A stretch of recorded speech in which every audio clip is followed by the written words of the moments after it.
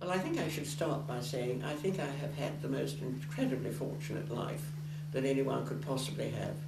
And I have really, I feel now that I'm getting to sort of the end of it. And I say I was terribly fortunate because I was a part of a very large, very happy family. And with brothers, with one brother and sisters. And then the whole of my life I've been able to do anything I really wanted to, in spite of the fact of being female, but I've always been looked after, and I don't think you can get much more fortunate than that. Yes. In growing up, my brother was 17 years older than me and only died last year at 103. And when he went down from Cambridge, he read engineering at Cambridge, and when he went down, he joined my father had been absolutely riveted on the internal combustion engine, which he first met really when he went took my mother to Paris in 1908. And he came back and he reckoned that was going to be the thing of the future. Right. And because they were very much more advanced than we were over here. And he bought 2 cars. He then was running the Pit Club in Cambridge, which was a sporting club for wealthy young undergraduates. And he reckoned that he would get 2 cars and have them chauffeur driven, and all these wealthy young men could hire them, which indeed they did. And from that a motor business was built up. And by the time my brother went to Cambridge, the motor business was thriving, because my father got to know Sir Herbert Austin very well, and so they immediately got the dealership. Yes. Of Austin Cars? Of Austin Cars, Right. And this was very early, Yes. very early on. And, so what date are we talking about for that? Well, now we're talking about, I suppose, oh gosh, I'll give you the Marshall story to read if you're not careful. Because my brother got all his dates absolutely right. Yes, right. Yes. And but it was when I was born in 1920, Yes. and by then the whole thing was going. Right. So it's after World War I, anyway. We're talking. Well, after World War I. Yes. Yes, my father went off to the war at one stage, and then came back and ran the catering for the Woolwich Arsenal, which on the outskirts of London, at Shooters Hill. Yeah. But my brother went up to Cambridge, and when he went down, he decided that he wanted to learn to fly. So he learned to fly at Norwich, I think without my mother knowing. I mean, as a very little girl at that stage, I wasn't very conscious of who knew what. But and then, when he wanted to buy his first aeroplane, the fields behind my home were more or less flattened. I mean, one tree was taken down, and there was enough area for him to fly a tiger moth in and out of. And so by then I'd got to about 8. I'm talking about 1928 by now. And if I was hanging about as a little girl, he would sometimes say, if he was going somewhere that he didn't mind having a small sister with him, "Do you want to jump in?" And so I had some very, very cold flights in a tiger moth. Because if your brother, who was 17 years older than you, was offering you to take you somewhere, you don't go in and get a cardigan. You jump in absolutely as you are, in your summer frock and the rest. And it was very cold, but it didn't make me not want to fly. And so when I got to 16, my father said, do you want to learn to fly now? And some of the sisters had, and by then they had all got married and left home. And so I said, yes, I'd very much like to.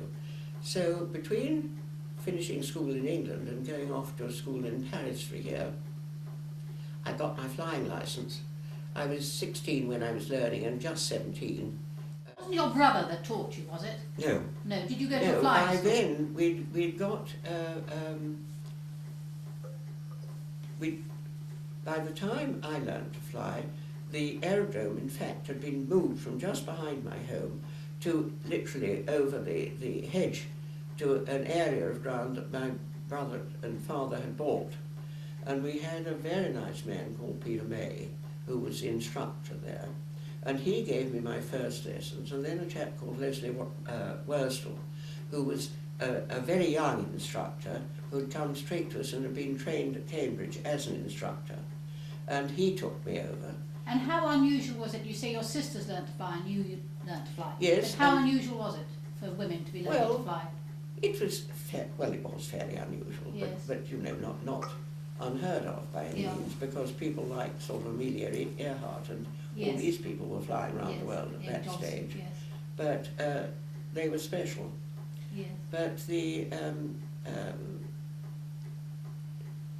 I think probably it was quite difficult for Leslie Whittell, because I think my father was there saying, "Don't you let her go off too soon, you know.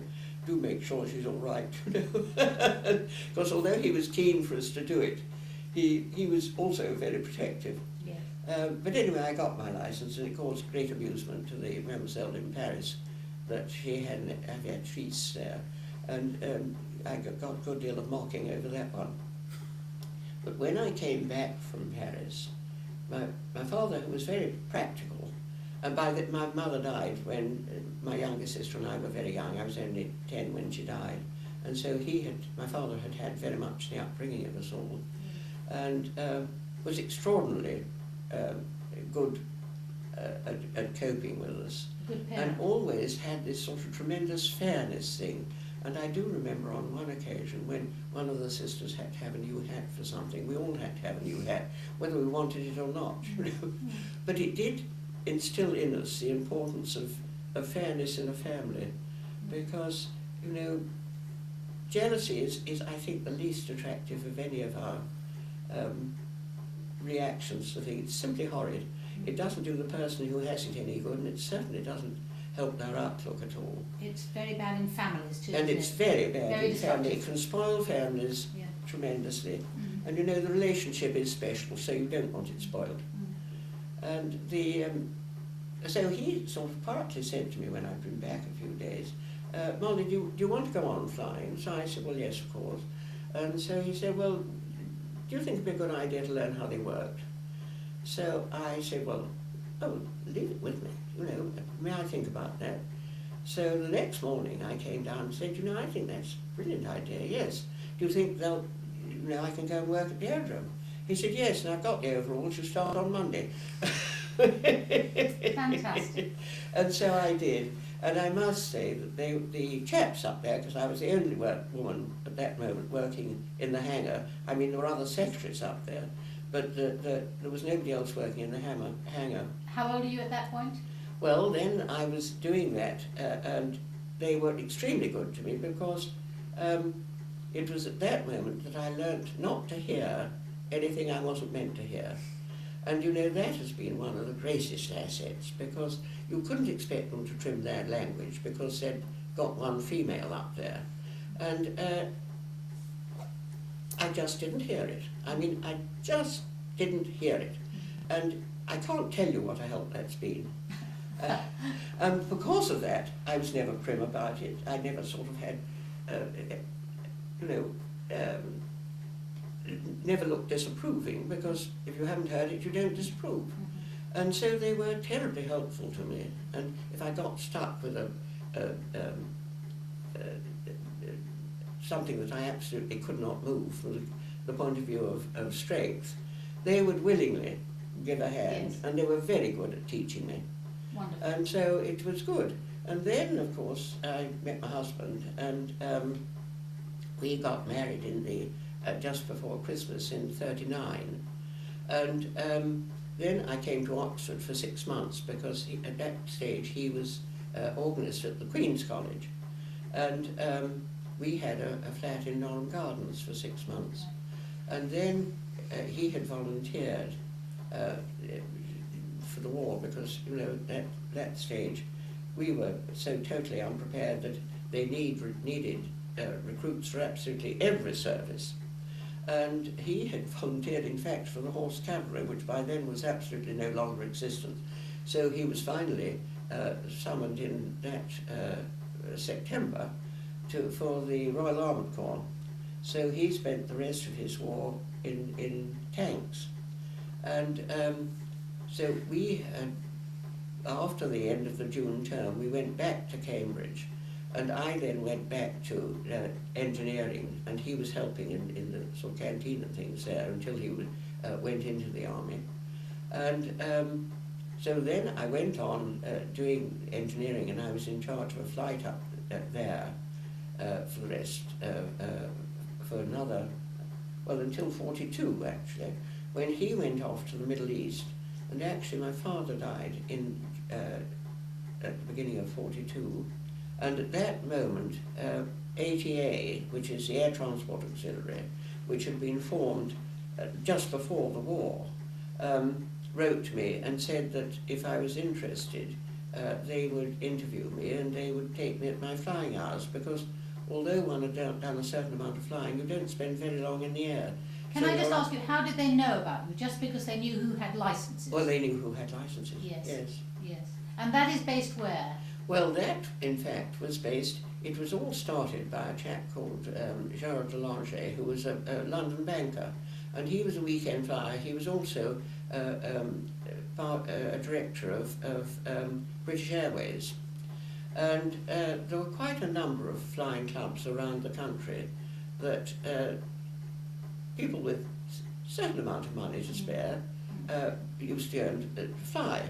And in a year before war was declared, he felt that things were getting dangerous, and he wrote to the Air Ministry and said, look, he felt that these weekend flyers could be used for something if the inevitable, he felt, happened and war was declared, because we were totally unprepared for this.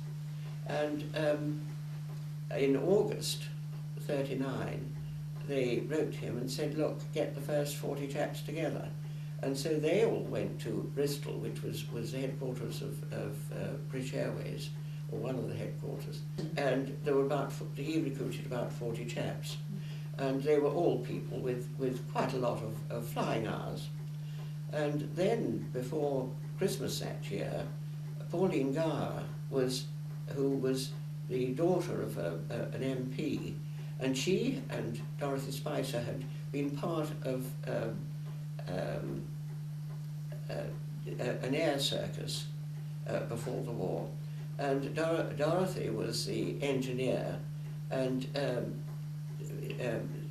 they had and looked after the aircraft, which Pauline had flown. And they used to do circuits and bumps, you know, pay your 5 bob or 10 bob, and you get a circuit round the aerodrome, and you've flown. Right. And they were doing this, and so Pauline had got a lot of flying hours, and she was asked to recruit the first 8 women. And they met at Hatfield, and that winter was a very, very cold winter. And so these poor loves were sort of, to begin with, they were just flying the light aircraft.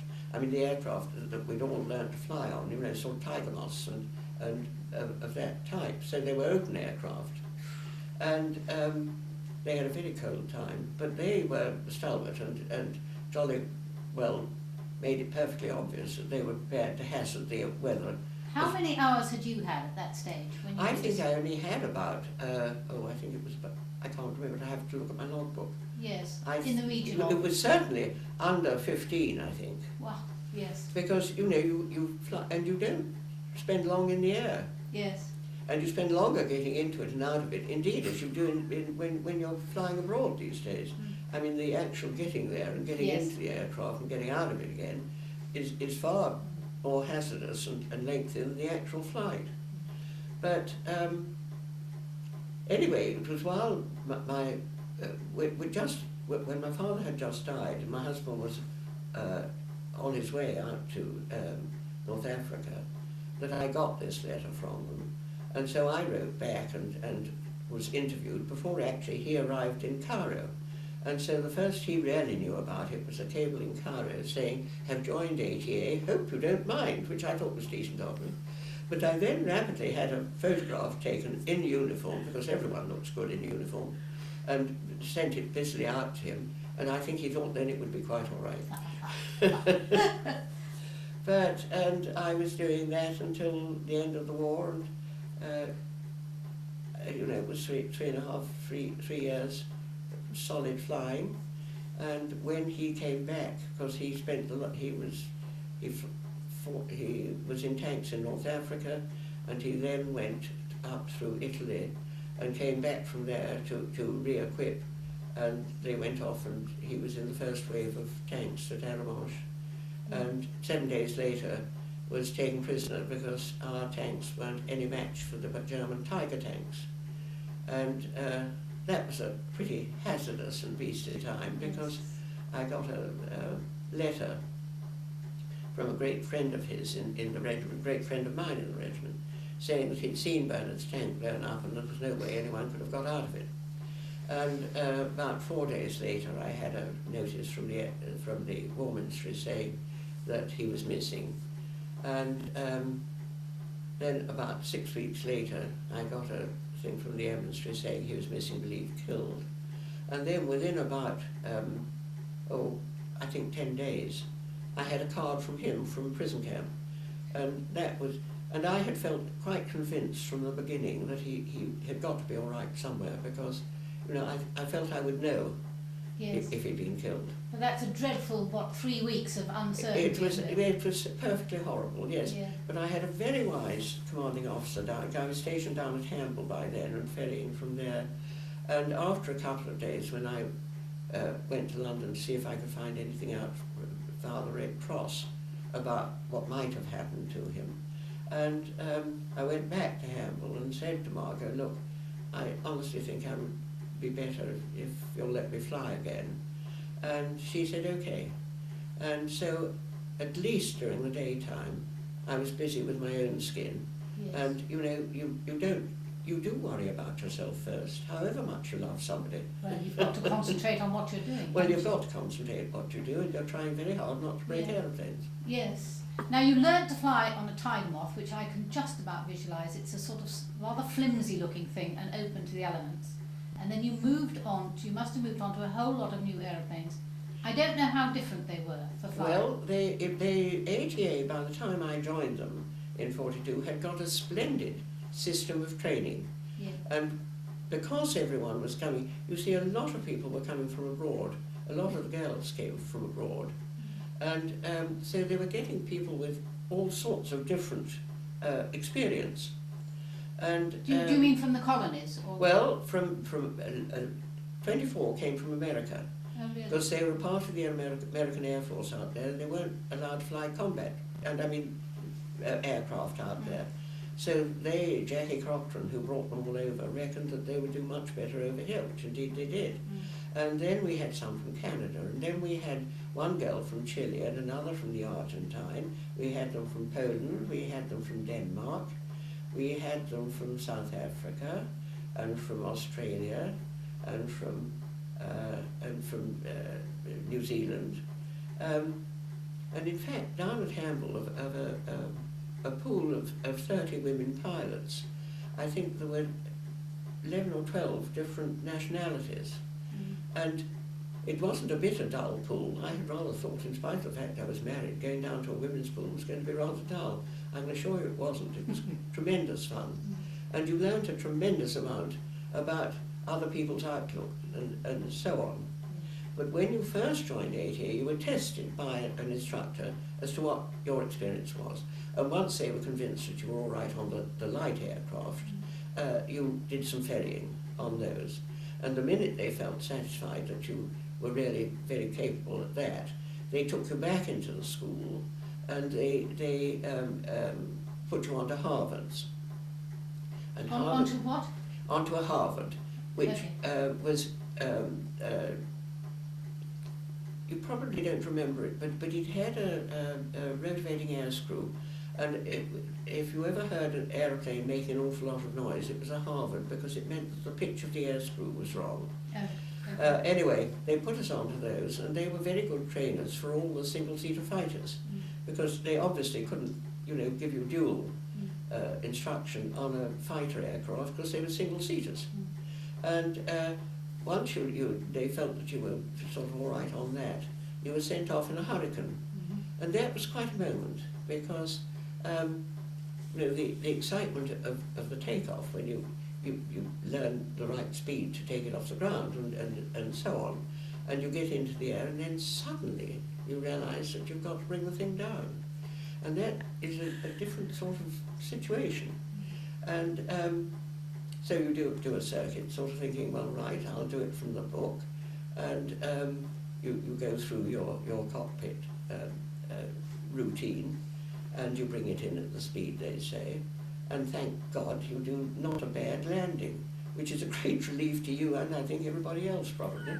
There must be a huge feeling of euphoria the first few times. You must have felt fantastic. Well, and of course the wonderful thing about flying then was that once you had taken off, the air was your oyster. You weren't told, as you are now, which height you must fly at and which corridor you must fly in and which speed you must fly at. It was really a pretty marvellous feeling, actually. And so then you were then released onto all the single-seater fighters, I mean Hurricanes and Spitfires and Tempests and Typhoons, and, you know, all of them. And then when you'd done a bit of that, you went back into school and you were trained on Oxfords, which were the, you know, light twin-engine aircraft. And that opened up the Oxford and the Ansons and, you know, that sort of category of twin engines. It's bigger in order to, it's a transport plane, is it yet, or well, just a fighter plane? No, the thing, well, the Oxford, yes, I mean it was a three-seater aircraft, but the Ansons were eight-seaters. And you then went back into school and did a course on Hudsons, which were heavy twins. And actually it was the only aircraft that I flew that you had to take an engineer with you because you, from the cockpit, you couldn't get the landing gear down. And so it was important to have, and I always felt terribly sorry for the engineers. I thought they had a horrid deal, but never mind. Yeah. And then they were, you know, all the twin-engine bombers were part of yours. The idea was that you were most useful to ATA if you could do all of them, because it meant then that they could link in your flights in a day, so that they didn't have to do too much ferrying of you between aerodromes to pick up the next job. Mm. And I mean, the routine was that when you went in the morning, you had a series of chits, and you looked to see what you'd got and where you were going. And if you got one into an aerodrome and something else out of it, that was very good. If not, the taxi aircraft had to move you on, and we had two sorts of taxi aircraft. We had Fairchild, which would take 3 passengers and a pilot, and the Anson, which would take, I think, 8 passengers and a pilot. And we took it in turns to be the taxi pilot of going around picking people up and putting them down. Are you mostly taking planes from the factory where they're produced to the airport, or is it? Yes. Yes, it's mostly either taking them on for modifications, or taking them on for more equipment, or delivering them to the squadrons. Yes. And of course, being stationed in the south of England, we had far more fighters than bombers, and which was lovely because they were lovely to fly. And your favourite plane? What is that? Well, it has to be a Spitfire. Yes. But can you say, you better as a pilot tell me why? Well, because it was very manoeuvrable. Yeah.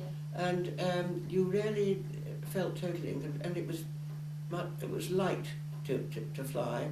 My favourite Spitfire was a Spit 11, which we used to fly in and out of Benson, which was a photographic unit. And in the photographic Spitfires, they had protection underneath, but they had no guns. Mm-hmm. And so that they really were the lightest of all of them. Yeah. And were really absolutely lovely to fly. Tell me how... I mean, they were really awfully like Concorde in that they both looked and felt as though they couldn't help but fly. Mm-hmm. Mm-hmm. How long training for each different kind of plane? I mean, I think fortnight. Fortnight. Are they very different from each other? No, and once, you see, we had these wonderful if you were taking a new type of aircraft you hadn't flown before, you got the book out of the library, and if you had the chance you read it. But equally, you had a small, hard, loose-leafed book, which I'll show you in a minute, which you could turn up to the page of the aircraft you were flying, and you stuck it in the top of your flying boot. And I mean, it became a joke to all the sort of Air Force pilots, in that we always had these there. And when you were coming into land, you looked up to, you know, any salient features of that aircraft. And it was tremendous help, because, you know, you didn't then forget which one you were flying.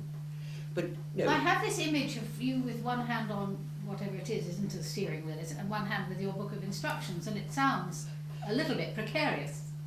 No, well, we didn't break many, so it couldn't have been as precarious as all that. It does sound it.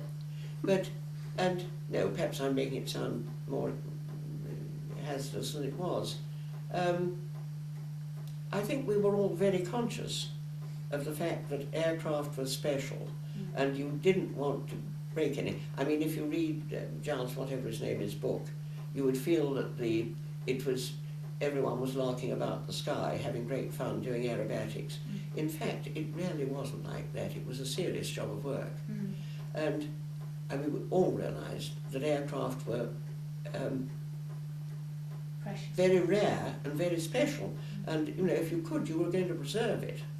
And equally, fuel was very, very, very scarce.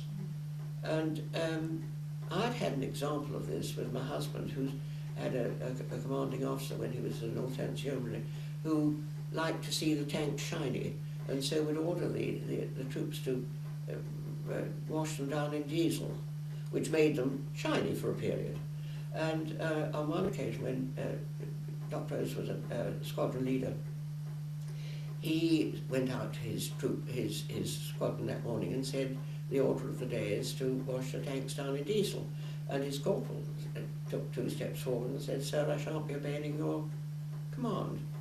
And so Dr. Rose said, "Well, fall out, you know," and took him aside and said, "What's the problem?" He said, "Well, my brother, who's in the Merchant Navy, has been sunk 3 times coming across the Atlantic, bringing diesel oil over. And I will put it in my tank, and I will do anything I'm told to from that point of view, but I am not going to wash it down." So my husband went off to the commanding officer and said, "I've got mutiny in my troop, sir." And so his colonel said, "What's the problem?" And so Bernard related this story to him. And he said, "What did you say?" And so Bernard said, "I hardly agree with him, sir. I think he's got a very valid point." So he said, "Well, you better leave the regiment then." So my husband went out and recited this to 2 of his great friends, and they went and told the same story, and the 3 of them left the regiment the next day. And that was when he went off to the Middle East to be a reserve officer out there in I find that amazing, that the chief in command didn't say, "Oh, I never thought of that, I'll change my mind." He didn't. No, he didn't. No, outrageous. And so, in fact, I think probably Bernard had, well, I don't know about a more interesting war, but it was certainly a more lively one than he would have had in the North End Yeomanry. Yeah. And he joined the 4th County London Yeomanry. I remember when I interviewed you last, I asked if there was ever a situation where you were frightened. Yes. And there was one. Yes, there was one. It was when I was actually flying a Spitfire over the Cotswolds. And in spite of the fact that we were only getting weather from literally around the island at that stage, they usually had got it pretty well right. And before you went off in the morning, you always checked on the weather. You always went over to the Met Office to see what was on the cards. And you could pretty well tell that if they said there was a storm coming in from the west, and it would be over the Cotswolds at 2 o'clock, that within, 10 minutes or half an hour, it would certainly be there. Well, on this occasion, I obviously hadn't taken the right advice, because I got into cloud, and your altimeter, which is your height meter, was calibrated from the aerodrome from which you took off. So you couldn't tell when you were flying over hills. And I tried to go over it and didn't seem to be able to get over it, and I tried to go under it. While I was trying to go under all this cloud, I suddenly found that there was a hill sort of advancing on me rather fast. Fortunately, I had enough power to pull the stick hard back and avoid it. But that really frightened me, and I didn't let myself get into the cloud again. I would go up and up and up rather than, and you know, eventually I did go up and got out of it. But how much are you relying on your sight when you're taking off and landing, and how much are you relying on your instruments? Well, you're relying a great deal on it. So it isn't like now when people can actually rely totally on the instruments, can No, because you see in those days, I mean, somebody said the other day, well, we weren't trained on instruments. Well, we weren't trained on instruments because we didn't have them. Yeah. I mean, you had a compass, you had an altimeter, and you had an artificial horizon. So, I mean, even if you didn't know, you could tell if you were flying one wind low the whole time. And apart from that, it was up to you. And I mean, one had to find one's way. When you took off, you had, because you'd been into the Met Office, so you knew what speed the wind was flying at that time, what was the speed of the wind and which direction it was coming in at that time, so that you could change your compass reading suitably. But it was a question of maps and you couldn't even go down, you see, to have a look at the railway stations, because all the place names on the railway stations have been taken down. And but the railway lines were a great help because they didn't move, and the clumps of trees were a tremendous help. So, I mean, maps are a wonderful thing, actually. Yes. And they've, you know, been an absolute fascination to me ever since. I do enjoy them enormously. Do you? Yeah.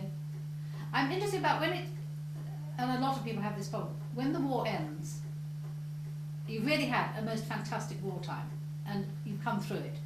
And as you say, there must have been camaraderie, there must have been excitement. When it comes to an end, what then? Well, it came to the end very quickly for me, because after VE Day, it was about, I think, 10 days after that, that my husband was released and brought back to England. And when, by the time, at that stage, ATA had more pilots than jobs going on. And so they were very willing to release me literally overnight. And so I came out, and then he needed they'd been terribly short of food in Germany, because the Germans were short of food, so obviously their prisoners were. And so he really needed attention. And I'd got a little flat down at Hamble, and we stayed there for I think about 3 months, when he got double rations at that time, and double rations was really quite something. And the couple in the pub next door were extraordinarily kind and used to leave half a dozen eggs on my doorstep sometimes, you know. And so that was good. I mean, I was able to look after him. And I mean, one of the very lucky things in my life was that Bernard and I had sort of the 6 years when we'd both led completely sort of foreign lives, not a bit the lives we were expecting to lead. And we still had the same aims in life, and we were so lucky over this, because this spoiled so many marriages. Yes. And no, we always were extremely grateful. Yes. That we were able to get together again. Yes. and really sort of work on. Yes. Yeah. I think it's an extraordinary story. No, it is, it's marvellous. But I'll tell you, it's particularly interesting for the young, because the young have absolutely no idea about any of this. It's very interesting for the young in that they think women's lib is a fairly new thing. And if they only realised that women were educated well, and they have been for over 100 years, and their talents have been used very well. They think they're fighting for it now, and I'm thinking, well, it was already there. If you're good enough, you get the job. If you wanted to do it, I think that you had to prove that you were going to do it as thoroughly as a man would. And that's why I think that, you know, particularly with the first women who went into ATA, they had to prove that they weren't going to be frail and not cope with weather or decide that they really weren't feeling quite up to it today. We won't do it today. You didn't do that. You jolly well got on with it because you weren't going to be. And the amazing thing was that when, by the time I joined the ATA, we were being paid exactly the same as the men, which I think was probably a first.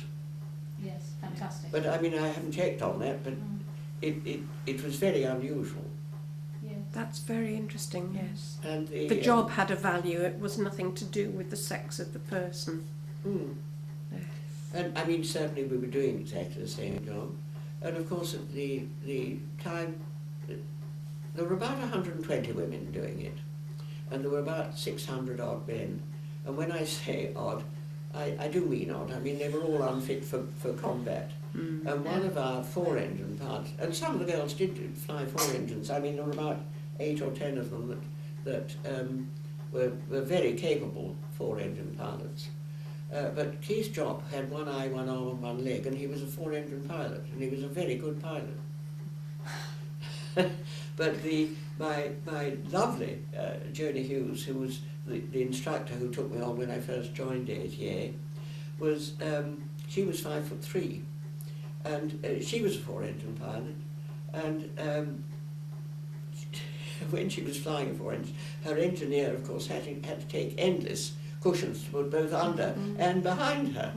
And on one occasion, I don't know whether, do you remember Roddy Carr, the Carrs who lived at the end of the lane going up to my Sanfords? No. There are two houses on the left of that lane, between there and the grammar school. You know, the lane between the houses there. Leighton Cottage and Leighton another one, Cottage, yes. And he was an Air Vice Marshal and became a great friend. And he enjoyed telling the story of when he was CEO of a Lancaster squadron, not squadron, air, what am I trying to say, wing. And he was having problems with his pilots because they were complaining about these aircraft swinging on landing. And he happened to be in the control tower one morning when he knew an aircraft was being delivered to them, and this aircraft duly arrived and did a perfect three-point landing and taxied up to the control tower to get the chit signed. And when, after a bit, it was opened up and Joni Hughes dropped out, all three, 5'3" of her, followed by the engineer and all these cushions. And she went up to the control tower to get it signed. And Roddy Carr said, can you possibly come over to the mess for lunch? And so Joan said, I'm not going to be picked up till 2, I'd be delighted to. And so he rang round his pilots and had them all lined up in the mess as he took her into the mess for lunch. And she obviously shook them all warmly by the hand, and he didn't have any further trouble with his pilots. They didn't complain about swinging on landing anymore. Oh, very interesting. But there were amusing stories like this. But the other thing when one was with the Air Force is that one didn't, they were always very keen to know how many types you'd learn. Yes. And you tried to avoid it if you possibly could, because we obviously, because of the variety of our training, and with them they were trained to fly a specific type, so very often they would have learned sort of perhaps 3 or 4 before they got to the one that they were actually going to go on flying. I'd like to know the name. Can you remember the names of them all? Are we on still? The twin engines and the 4 engines and the single engines. Can you remember them? I didn't realise there were so many. You said 25. I mean, I can remember Dakota's Hurricanes and Spitfire. Yes, I can show you my list.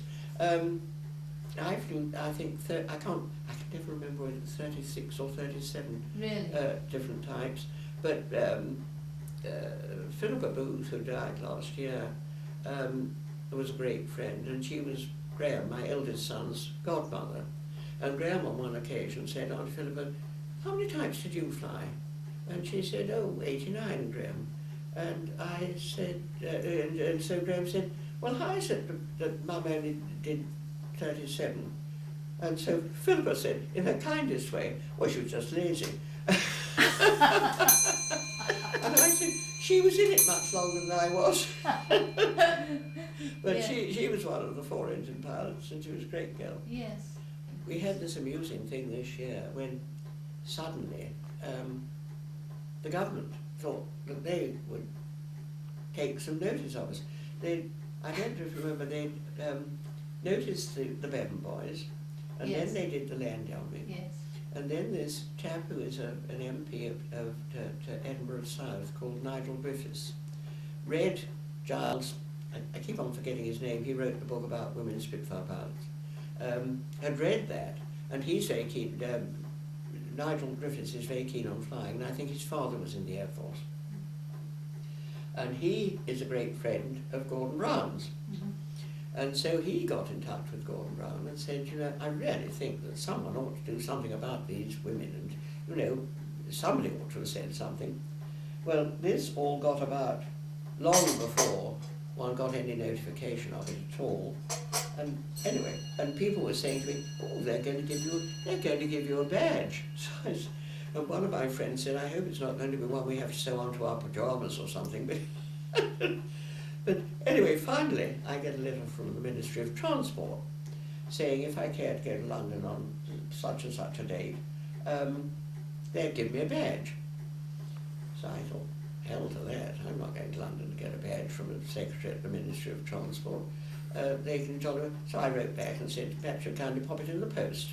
And so Well, then I finally got another letter saying they decided they really ought to make more of an event of this, and they were going to, our headquarters in ATA was at Whittell, which was near Maidenhead, at the aerodrome there. They were going to give us a reception at Whittell before. The button press. Okay. They were going to give us a fly past, and they were going to give us a reception, a welcoming one. Then they were going to bus us up and take us to Downing Street. Well, I had never been to Downing Street. I don't know whether you two have, No. but I thought, well, you know, it's a first. And my youngest son happened to be here at that moment. And one of the other reasons, and I was rather edgy with them over this jolly old badge, was the fact that they weren't giving it posthumously. And as most of us are dead, you know, it Yes. seemed to me jolly hard, particularly of the girls who'd come from abroad. And you see, of the 120 women, there are now 13 of us left. And anyway, on this particular day in September, 7 of the 13 got there, Yeah. and one of the American girls came right over to receive it, which I thought was pretty wonderful. And I was so pleased to see that Nancy Miller, you know, and I was Did pleased. you remember them? Well, yes, indeed. I mean, you're great friends Yes. in it. You kept in touch with and you saw a lot of. I'm not an awfully good old girl. I don't sort of hop back on the past very much. And so I don't go back to every sort of reunion and everything that goes on. I'm all much too busy looking into the future and seeing what ought to be done. But, you know, if you feel that way, you're not much help to them. On the other hand, I felt ATA was an extraordinary thing that was, I mean, at the end of the war, it closed down as quickly as it had been set up, Did it? Yeah. which was absolutely right, because it was there. It's not like the Air Force, which goes on, and there are always people, you know, and it's a continuing sort of, well, you know, there are always sort of family of them who are all closely related to the Air Force Yes. and the life there. Well, this didn't happen with ATA. I mean, it was a set Emergency period, thing. and that was it. And so the people who were turning up to most of the reunions were not people that one had known particularly well. I know Bernard took Betty McDougall and I to one in London, and it was ages before we saw anyone that we knew at all. Oh. And at one moment he said, "You sure you girls were in this?" We looked at each other and said, "Well, we thought we were." But no. So did you got your badge, did you? Well, so anyway, and Nigel, when he left me that morning, said, "Mum, you sure you're not cutting off your nose to spite your face?" So I laughed and said, okay, well, I'll think about it. Well, a couple of days later, I rang him and said, Nigel, I think you're probably right. And I've now written off, I've sent an email off to say that, you know, I will come, and they had said, we'd like to you know, suggest that you might like to change your mind, and I've changed my mind. And so he said, well, can I come too? And so I said, well, do you really want to? He said, yes. And so, and he's the one that's done a very good history of my husband's sort of war things. Yes. And so then my eldest son got here that I was going, and he said, well, you know, how many can you take? So I said, well, I can take 2. He said, well, I want to come too. So, I mean, I was wonderfully looked after that day, and it was great fun. I'm going to get to those books. Right, no, wonderful. Was the book on your husband's war experience, was that published, or was that just a family? No, it's a family thing. Yes. And of course, since I saw you, Jo, you know, since we did that 2 years ago, I had this silly fall in March. That's Yes, I why- heard, which was so sad. That Well, how to actually misbehave, happened. you know. Well, it was, it's one of my those things. timing was appalling. Was it? Yeah. So all 3 sons abroad at the time. Very good. So, Now, I this- see, you've got 2 archives. How brilliant, how really brilliant. And that was the one that I said, you know, you looked up the aircraft you were flying. Fantastic. Oh, fantastic. So are all 80, whatever they are, in here? Oh, more than that, yes. And there are things that we have never heard of. Probably. Henley, Hornet, Hudson, Hurricane and Sea Hurricane. See, I've heard of some of these. Well, you know, Moths, now I almost Foxhorn, have to and look up and see which ones I've flown, because You've ticked, I think so, probably the ones you've yeah, ticked. probably. Yeah, I think that's right. Auster, Anson, Avenger, Albacore, I've never heard of them. The size of it, was it? Yes, that was the size of Really? it. 'Cause And it's so very small You took print. it to the well, you could see in those days. You put it Yes, to you the could page see you in wanted those and days. stuck it in the top of your flying boot, you see. Oh, is that? That's also fantastic. Which, you know, was a great help, I can So you tell can you. take it out and look. Yeah. And you have to, yes. Is that, But you it's see, extraordinary. this book that my brother wrote, Yes. which because he didn't retire from being manager director from the whole affair until he was 86, Yes. and So this is your brother. this was my brother, Yes. and he this did is, an annex to that yes. about his sisters, Oh, does he? Yes. which is this. Yes. Which is this bit. Yeah. It's not in the book. No, it's not. I mean, some of it's in the book, but he wrote that afterwards because he felt that Bernard and I tried to persuade him to write a book on the evolution of flying. Yes. And then, I mean, he'd been in flying from the very, very early days, Yes. and a separate one on the sort of evolution of the aircraft industry. Yes. And we got a very short, sharp answer to that. You know, it's always been entwined with the family, and that's the way it's coming out. So that was that. But he was, during the time that he was, and really part of our persuasion of him to write this book was when he did retire, his son, who'd been quite incredible over the years, sort of working with him, we felt needed to have a bit of freedom. You know, it would be good to get Brother Arthur out of his hair. And so he did it, and we thought he would get an amanuensis to do it. But no, he did it with his 2 secretaries. But he would ring you on, I mean me with a sort of young family of little boys and things, on a Monday morning and say, Molly, what exactly were you and Bernard doing on July the 10th, you know, 1942? Well, Yes. and don't pigeonhole it, I want to know now. So, Yes. and so one sort of down tools and did one's level best. I mean, it was easy enough to find out what Bernard was doing, in fact, it was easy enough to find out what I was doing because I could look up in my logbook, you know, and I could then Yes. tell him. After the war, did you ever fly again? Well, this was really very funny. No, because I couldn't afford to. I mean, if Bernard had been a Don at Cambridge rather than Oxford, I think the temptation would have been intense. But as it was, you see, it had been part of my life solidly for that time. Yes. And you know, I think the difference between men and women is we are quite good at shutting a door and opening another one. Yes. And, you know, our lives do change Yes. because we have family and we're busy with them, and then they grow up and And something there else you are, happens. Yes. left again.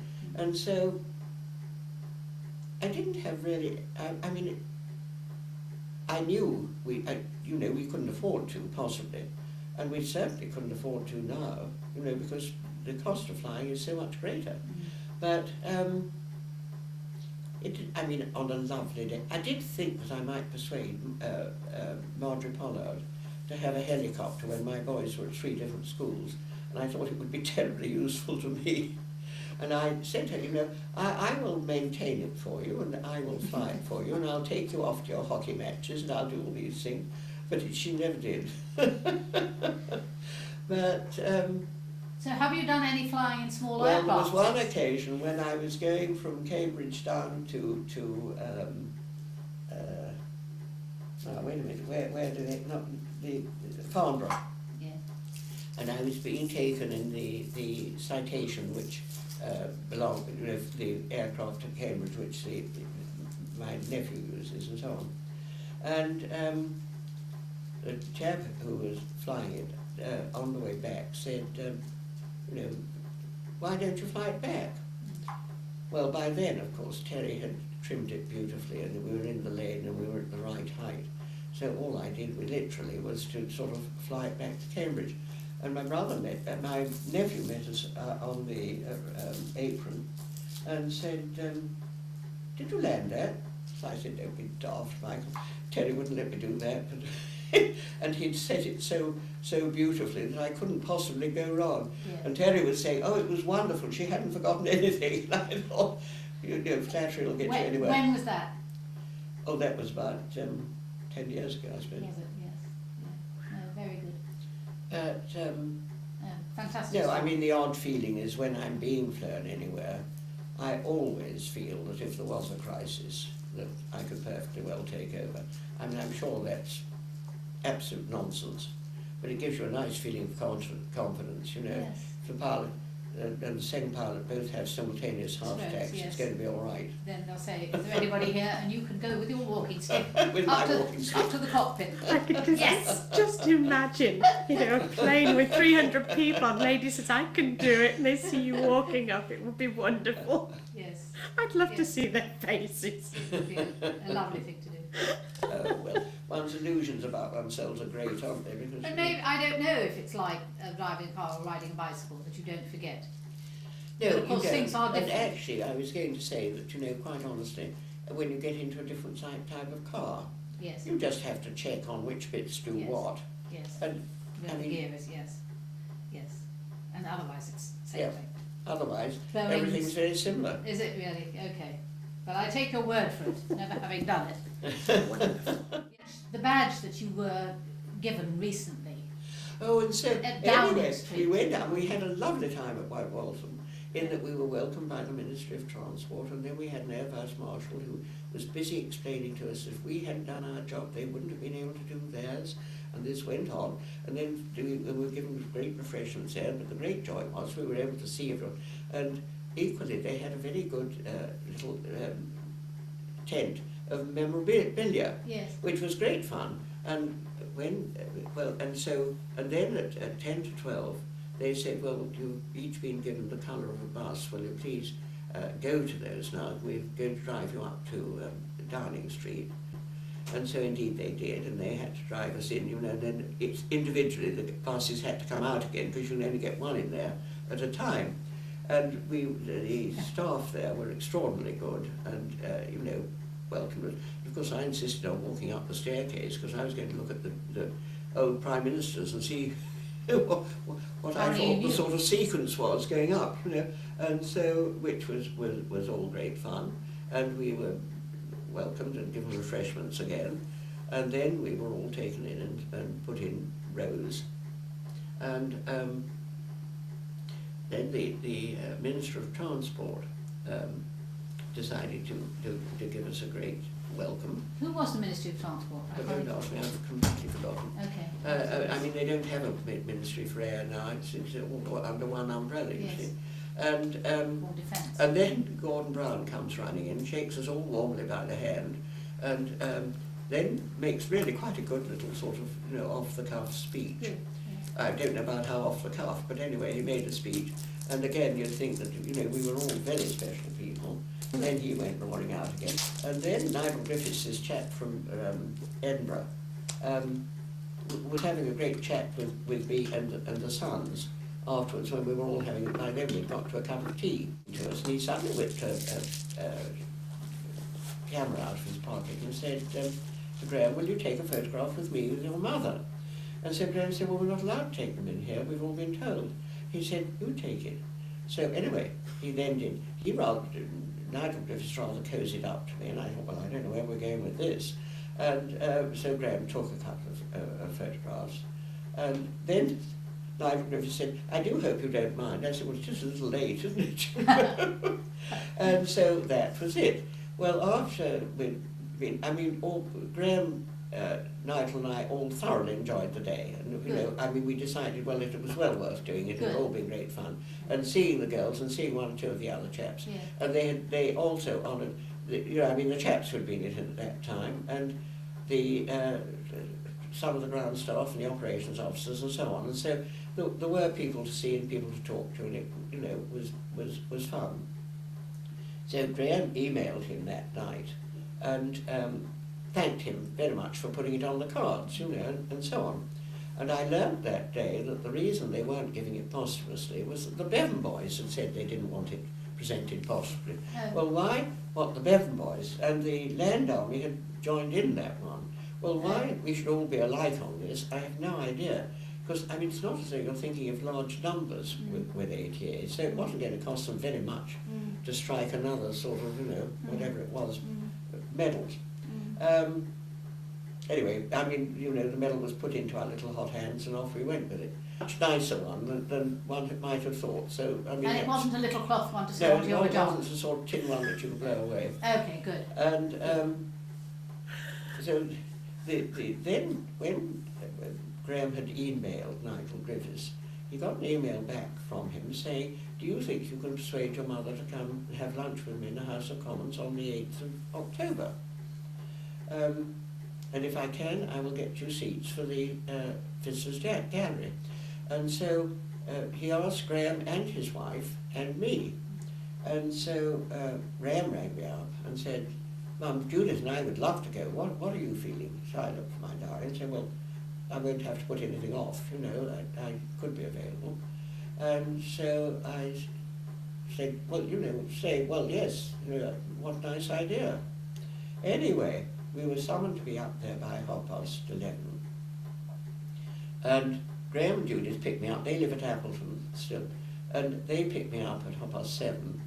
And Graham, not knowing about the traffic round Oxford on a Friday, no, it was a Wednesday morning actually, it wasn't even Friday, took us on the A40. And of course we had a fearful hold-up, and he was rather muttering to himself, saying, because he had said, look, we'd do very well to go up on the bus because it'll, be much more relaxed. And having to pay the congestion charge and all the rest of it is really rather, and as he goes to London quite often, and I know always goes on the bus, I said, well, okay, as long as you sort it all out, yes, that's fine, I'll come. And on the way on the A40, he was saying, we may have to drive up to London after all, because this is ridiculous, and we're going to be too late to get the tube that we ought to have caught, which I think he thought was going to be about a sort of 8:15 or something. Anyway, he dropped us off at the Headington Park and Ride, dropped Judith and me off, and went to get rid of the car. And at that stage, that car park was almost full. He had quite a time in finding somewhere to leave it. Anyway, he did find somewhere, and he got back to where we were catching the bus just as the tube pulled in. So we got onto it, and that was fine.